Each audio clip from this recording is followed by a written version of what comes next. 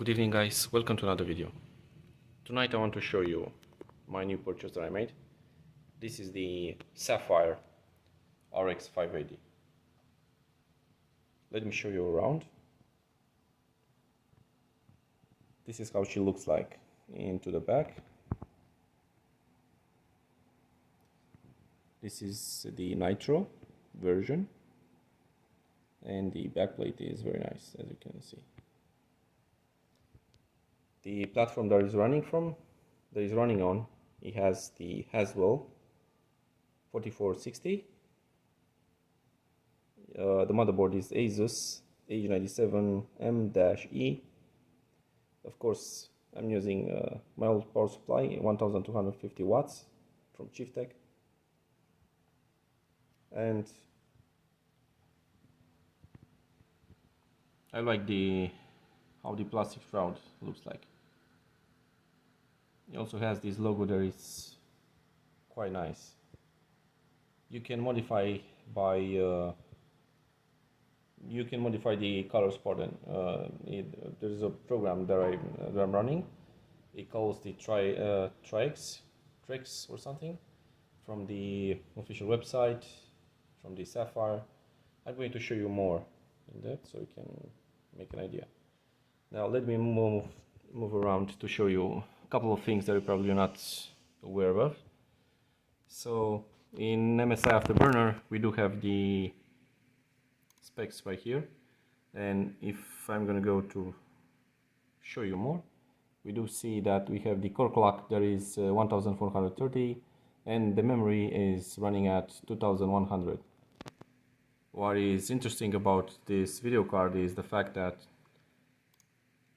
compared to other models that I saw on the market, we can see that the release date was made on 18 April 2017.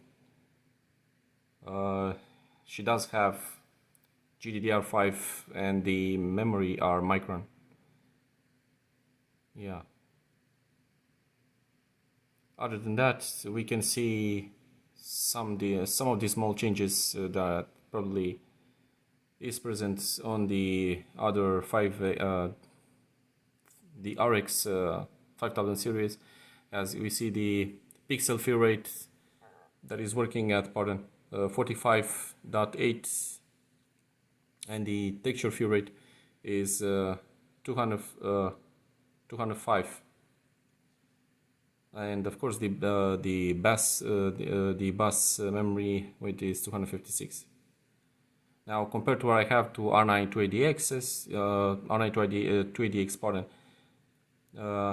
the bus width from my older card was 384, but that is not important. Now let me show you something else. Let me show you the Trix program that I have right here. This is quite nice, to be honest. Now let me show you a couple of things. The dashboard.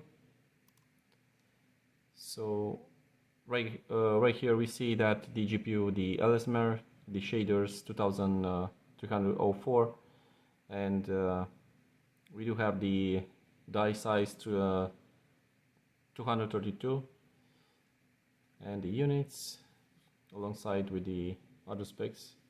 DirectX Stealth, of course, and UEFI ready. Now, of course, on my system, now let me show you my platform once again. This is the i5 4460, like I said before. It has a TDP of 84 watts and is running right now. I'm using the 16GB of RAM. Of course, this processor is not so great, but I'm intending to use a couple of testing on it, so you guys can see it has the 16GB. And other than that, I just want to mention that my dual channel mode on this motherboard is not working. You see, the two slots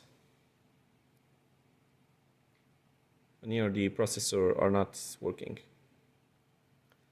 Now, since this motherboard was bought at second hand and the owner destroy the pins from the inside of the socket. Of course, this will not be repairable, but I'm hoping that I can also fix it. Now there is a fix for that. All you have to do is just replace the entire socket. So in this way you're gonna save the motherboard. Now let me show you the program, so how it's working. So we have here the hardware, the monitoring that is present right here. You can see the activity of the GPU, clock, memory, GPU temperature, fan speed, and all that. We do have the tricks boost, pardon,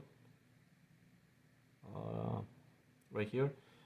Here you can set some of these settings, that the active resolution at 4K, 3264 by 1836, and for the 1440p in-game 2176 by 1224, and for the full HD, which is the last one. And anyway, now let me show you something more important right here. This utility, what it does is actually checking the fans.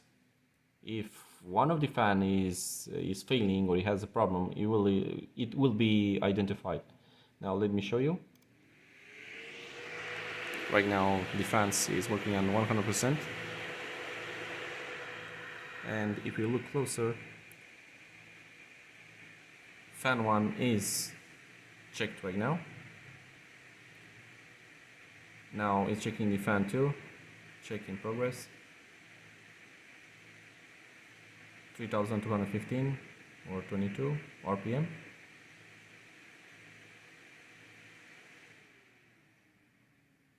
And fan health is okay. Now if I want to change the logo, here I have a couple of these settings that I can make. So I can choose by PCB temperature, which will lighting, but you're not going to be able to see it if I'm not turning off the. And now if I'm increasing the speed, you can see that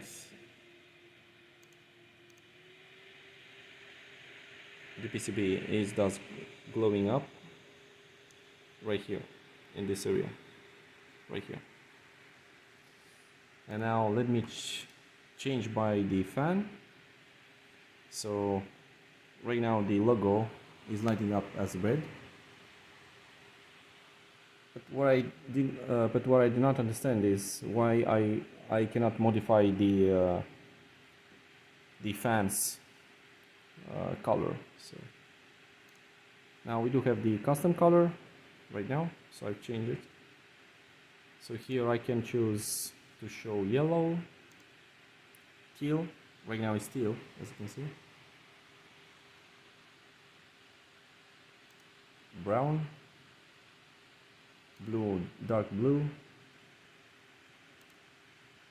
and once again. And here in the program you can choose from brightness. You can switch from 3 variation of brightness, 75% or 50%, but nobody actually using it, because what is nice about it is how to use it on the maximum brightness, because this looks like more interesting in my opinion. But other than that, that's all there is to it. Yeah, so this is how this nice video card looks like. Anyway, my intention is to test it out first on this platform, running a couple of games and see exactly how it does. Thank you for watching once again, guys, and see you in the second video. Bye.